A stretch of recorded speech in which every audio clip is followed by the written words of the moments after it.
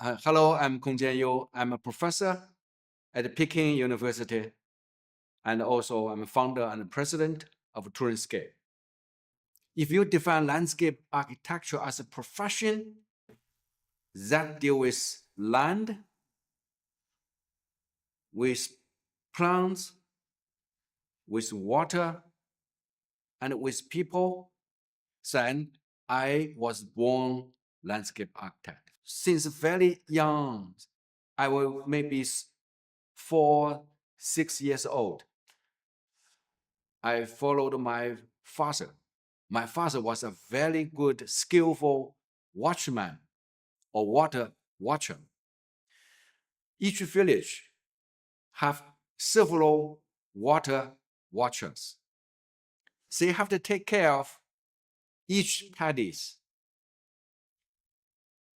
to control the water table.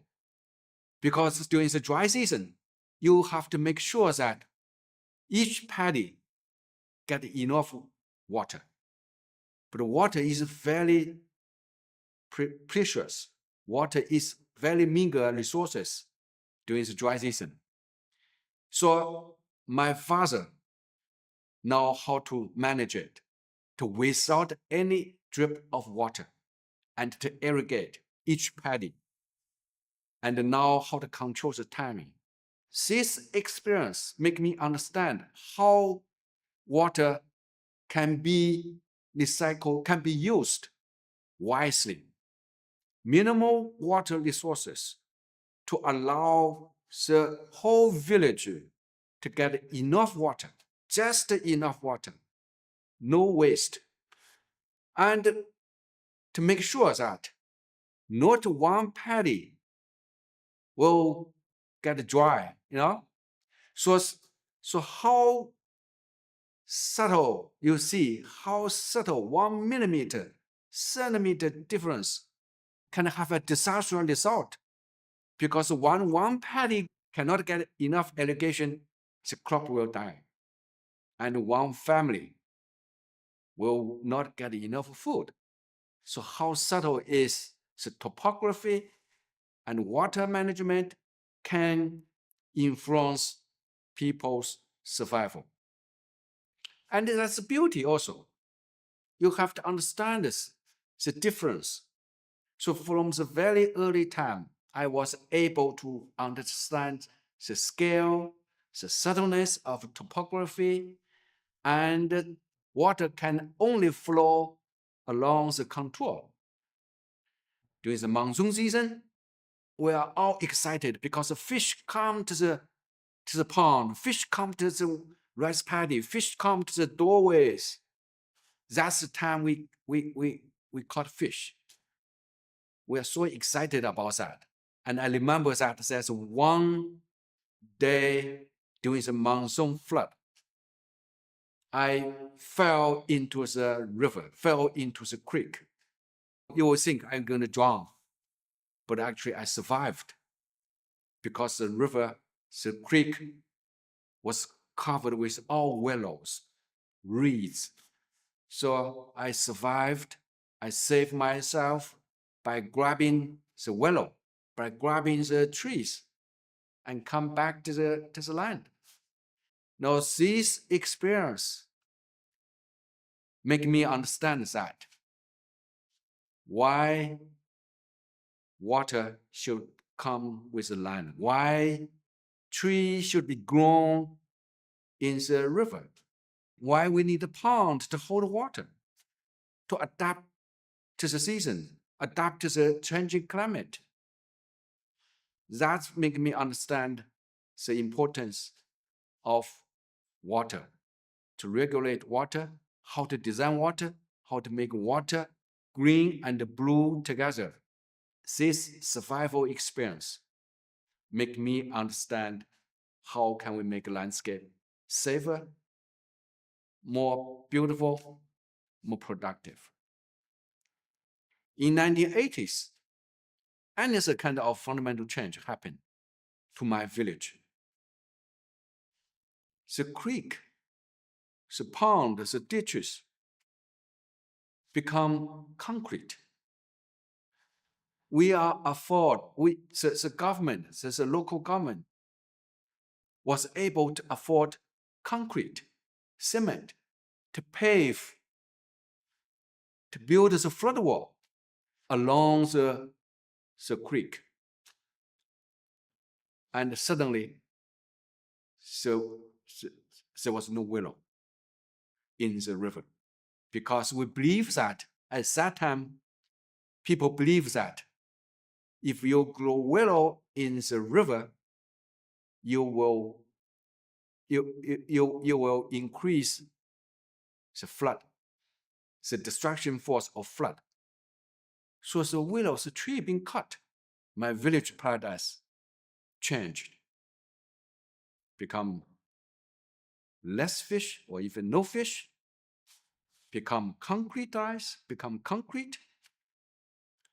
By early 1990s, suddenly the river become polluted, heavily polluted, become bad-smelled river. So no fish, concrete, and polluted. Now this is the experience in my village that make me feel that I needed to be someone to change it. So my personal experience of my own village for 17 years, from a paradise to a hell, because it is a hell. When you see this village, you will see that a similar village today in Pakistan, in Bangladesh, in India, all the rivers become polluted. The natural river now become concrete, channelized, and the village use chemicals, overuse of chemicals anywhere. I can see that the same tragedy, my village's tragedy, happened globally, global-wise. It is a global tragedy, particularly when climate change happened. So when I read newspapers, you will see so many talking about what's happening in all over the world, particularly in those countries suffering monsoon climate, plus the climate change, global climate change. That make me determined that based on my experience, my full immersive experience from my childhood, which is 17 years experience, I think I understand how to deal with these kind of issues. For me, all this tragedy happens because the misunderstanding of the industrial technology, the misuse of our industrial technology. All the technologies, the great infrastructures. Today, we all understand that the chemicals, the concrete, the pipe system, the killed those nature-based ecosystem, which will have used for survival for thousands of years. Now I understood that the agricultural civilization can only provide a very primitive living, but yet the relationship between nature and human beings are in a kind of harmonious. The Industrial Revolution have wiped out everything.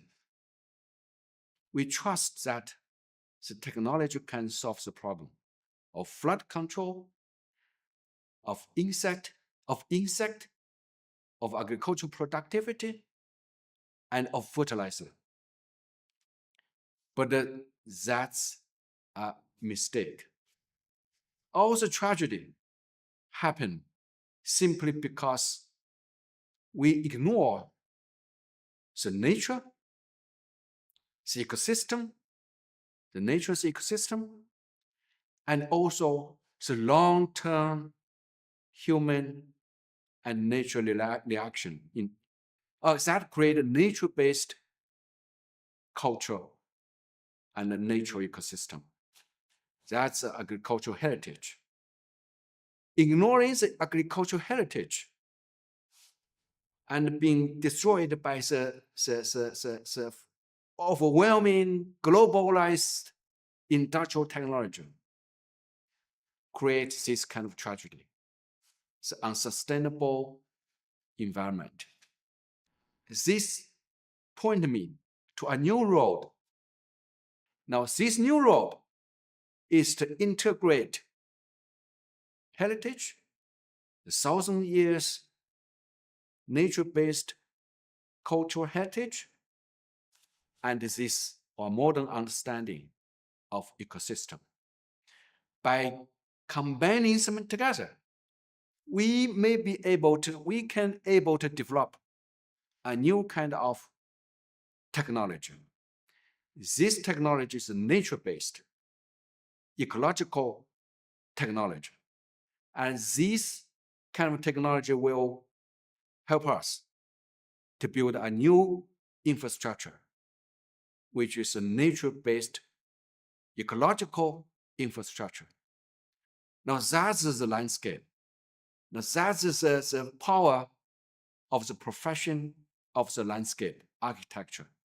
Nature-based ecological infrastructure that can fulfill humans' desire for safety, for productivity, and for beauty.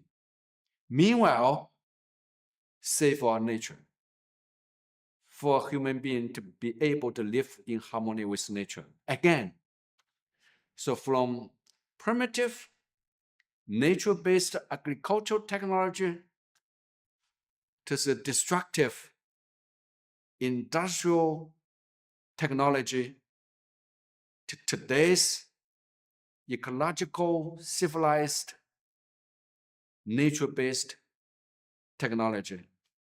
It is an upgrade. It is an upgraded version of landscape knowledge or landscape technology that can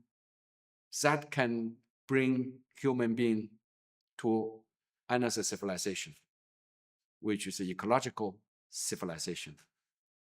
And that's my approach, combining my own experience, agricultural experience, with very modern understanding of ecosystem services, ecological ecosystem, and modern technology. The very important weakness of nature-based solution is its effectiveness. How nature-based solution can perform, can function. We have very little knowledge. And certainly, nature-based solution usually considered to be very ineffective. So there's three challenges, I would say. If you want to try to develop nature-based solution, which means landscape solution, to solve holistically all problems, not only the pollution, not only the concrete, in order to make the river more meander, more natural. So not only adaptation to climate change, but also I consider land is a solution to climate mitigation. Because without the land, without water, you certainly cannot have biomass. You cannot attract carbon. So the nature-based solution is a holistic solution for both climate mitigation and climate adaptation. And water is a key. Water is a key for climate adaptation? Of course, certainly, because flood, drought, temperature, all related to water. Water can be the most important, to me, adaptive strategy. If you can manage water well, if you can control water, if you can manage water well, you virtually can adapt to climate change. Sea level rising, flood, drought, temperature rising, fire, all these related to water. But there are three challenges for use water as a holistic solution. Number one is water needs space. Water take over space whenever available. Flood needs space. How can you give this water space effectively? Now that's a planning problem. How can you plan the landscape so that water can freely running on the land? Secondly, the challenge is that how can make water or virtually make nature effective so that it can produce holistic ecosystem services? Because engineers know how to use water, right? But engineers' idea of water is pure water. There are no species, there are no vegetation, and only chemicals. So how can you make use of water, design water, to turn water as a holistic ecosystem, to be able to solve all the problems altogether? Where is a holistic solution? Not a singular goal-minded solution. Now that make landscape different, make landscape architecture different from any engineer's solution. Thirdly, how you measure, how you monitor the performance of this nature-based solution or water-centered nature-based solution. So three key problems you have to solve in order to make the nature-based solution effective for both mitigation and adaptation, and holistic as a holistic solution, which is different from engineers to build a dam, to build channel, or use chemical to solve one problem. We want to solve the problem holistically, which means we have to design water as a landscape, a holistic landscape, right? Planning water as an organic part of the whole system. Now that's my lifetime object. That's my lifetime career. So my approach of planning, you need to identify the security pattern. I invented the term security pattern, landscape security pattern for water, for biodiversity, and for cultural heritage. But the water is certainly the key, because if you have water, you have everything almost. Biodiversity. So you have to define where's the security pattern, where's the minimum space for water, for flood, for retain water, for keep water, and for allow water to flood. This my thesis, actually, my dissertation for my doctoral degree, I call the ecological security pattern. That's the key. That's the landscape planning.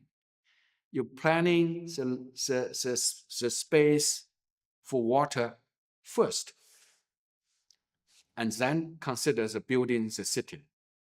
If you can make a water system, give water enough space, you will have a safe cities, you will have safe settlement, you have no problem of flood. The second is for my design. It's so important that you need to develop holistic module. Inspired my farmer's experience, I was able to develop a series of modules to manage water. If you don't have enough water, you need to retain water. So terracing the slope, catch water. So terrace model, terrace. Imagine the farmers grow rice on the hills, on the slope. Terrace it to create patches, flat patches, paddy. Now that's very useful because you have a paddy like a cell, like a human body made of cells. You have a cell for landscape. You can have everything. You have water, you have crops, you have fish, you have biodiversity. So that's one module. Well, when water flow along the creek, along the slope, you need to slow down, catch it. So another module will be a dike and pond. So catch the water, create a weir and pond. So dike and pond. Now that's another module. When you have a valley, well, if a flat, the land is flat, you want to create a pond to regulate water, to mediate flood and drought. So a pond is a module. If you have a pond, you have frogs, you have vegetation, you have fish, you have everything. Right? So pond is a module. And at the end, when you have too much water, at the delta area, river delta area, marsh, only wetland. But the farmers, the Chinese farmers, was able to create islands. The islands, now that's very creative. By cut and fill, you create island to grow crops in the water. So that's another module. So that's my approach, to use landscape as a holistic solution to solve all the problems at the same time.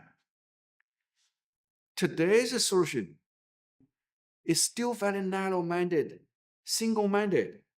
Imagine people talking about carbon credit, talking about carbon attraction, geoengineering, only talking about carbon.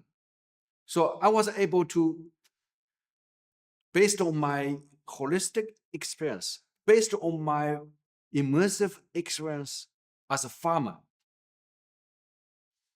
and integrated with the scientific understanding of the natural and biological process. In the past 20-ish years, I was able to develop the modular approach. Terraces to catch water, ponds to regulate water, islands to adapt the situation when you have too much water. Now, all these modular landscape have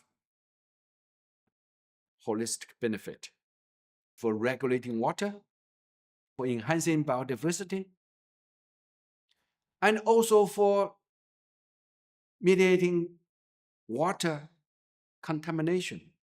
These are the tools for me to able to holistically deal with multiple water issues. To illustrate these three principles, I want to give you three projects. The first one is Sanya Dong'an Wetland Park in the middle of the city. The second one is Haikou Meisi River, which is a river corridor. The third one is Sanya Mangrove Park by the coast at the end. So It's all about retention of water, slow down water flow, and adapt sea level rising or too much water, right? So the first project is in tropical Hainan Island. So all these projects, by the way, all these three projects I pick up is because they are all in the very extreme water and climate situation. All on the Hainan Island. It is a tropical monsoon climate. So the first project is Sanya Dong'an Wetland Park. Now, it is right in the middle of the Sanya city. The whole area suffering flood during the monsoon season and drought during the dry season, and get polluted because the urban runoff. So the surrounding community complaining about the site, about the place, and the property value very low, dropped dramatically because they get flood every year and bad smell, pollution. So we created this about 80 hectares of Sanya Dong'an Wetland Park by applying ponding, islanding, and terracing, depending on the existing topography. If you have a slope, we create terraces. At the periphery of the park, we create a pond and dike system. And in the middle of the park, you have too much water, we create the islands. In each island, we plant trees, the banyan trees. So the urban runoff will be cleansed by this pond and dike system. In the middle, the islands have banyan tree with very strong root system that can remove all the pollutants, which basically is the nutrients, nitrogen, phosphorus, and create a habitat for birds. So hundreds of islands, hundreds of pond and dike system surrounding this park. And then you create boardwalk system under the canopy, following this dike system, pond and dike system.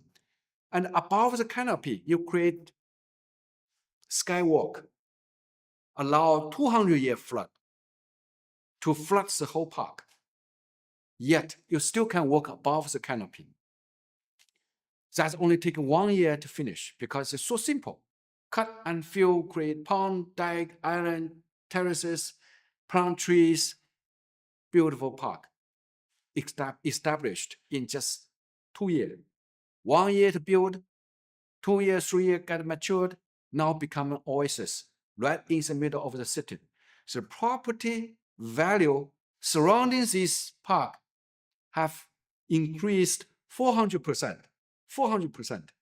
Now this park is a sponge park for the urban center.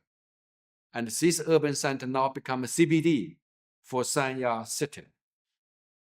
So the second project is about the river, how to transform the concrete gray infrastructure into green landscape infrastructure or nature-based infrastructure. For 20 years, the whole river is polluted. And the engineering keep adding the wall, keep dredging the dirt, the silt, try to clean it up, and try to protect the flood, even make it worse. Every year get even worse. So in 2016, we convinced the local mayor to get rid of all this great infrastructure. We remove all the concrete, terracing the riverbank, turning all available space into terraces, into bioswales, to catch the urban runoff, to clean the water, and to create habitat for biodiversity. Meanwhile, we create a beautiful park for people. It becomes the most welcomed, most attractive park right in the middle of Haikou city. Haikou is the capital city of Hainan Island, thousands of people every day. And the birds come into the city also at the same time. And water become cleansed. That we are talking about the whole infrastructure.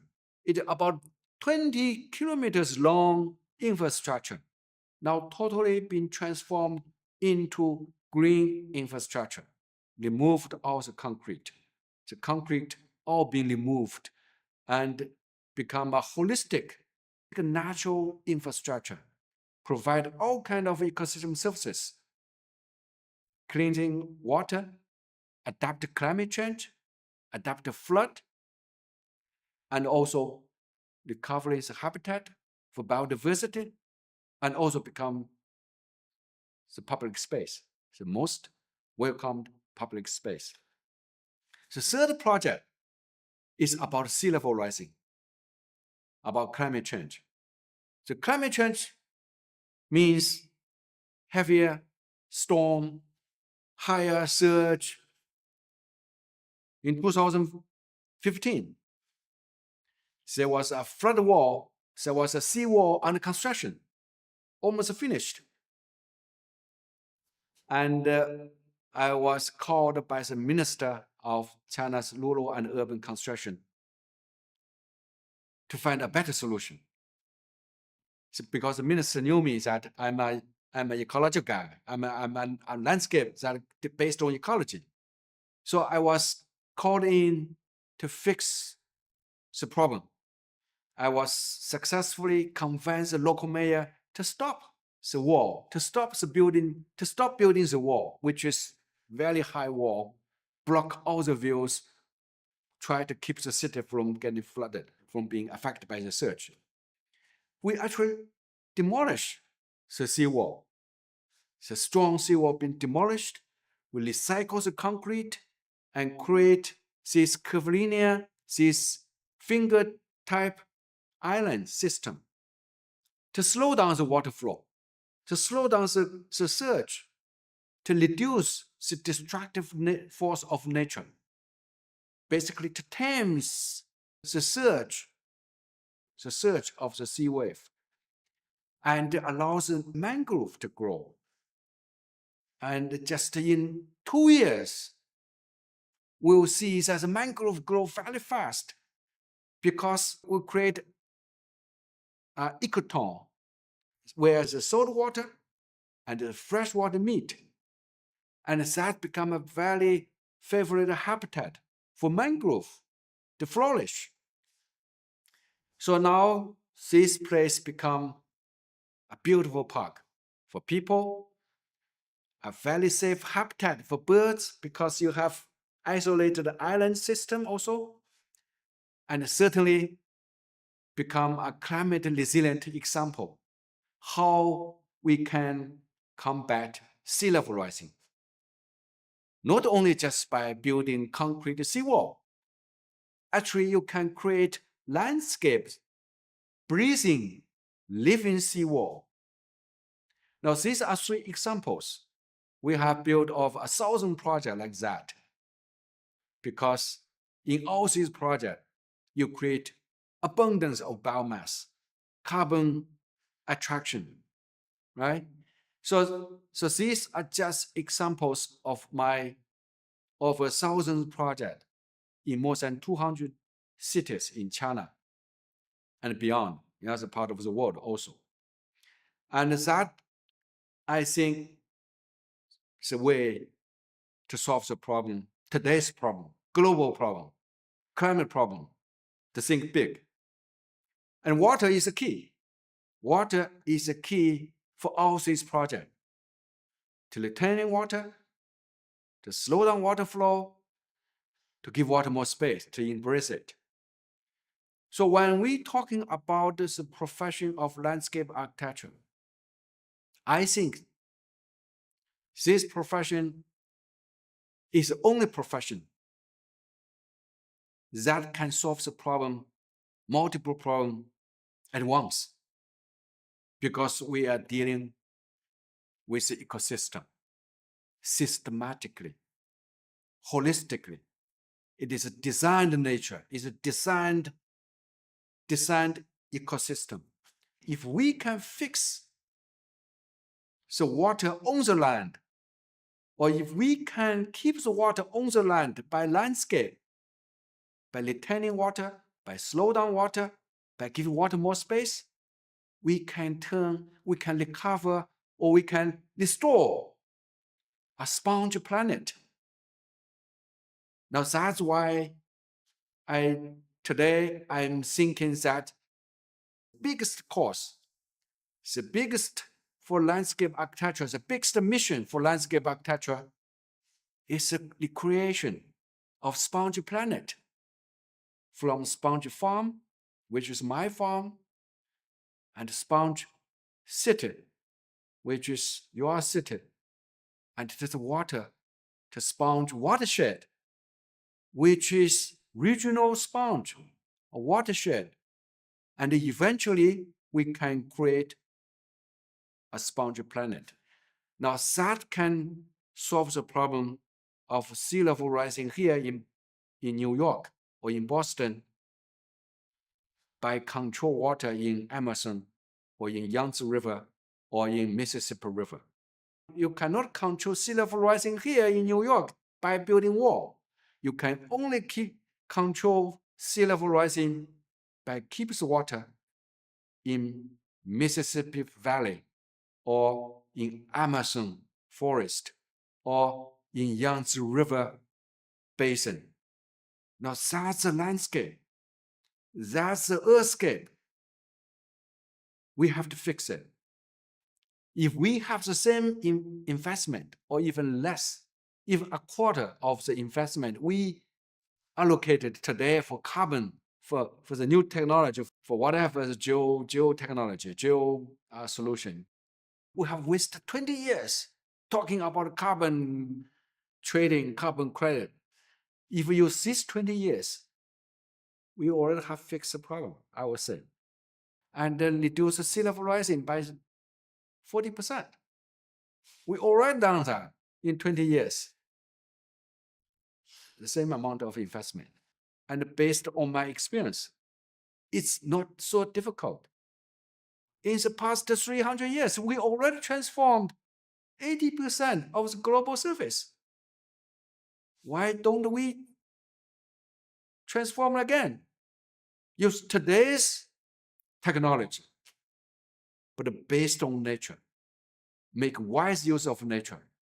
And also inspired by the thousands of years of heritage based on nature.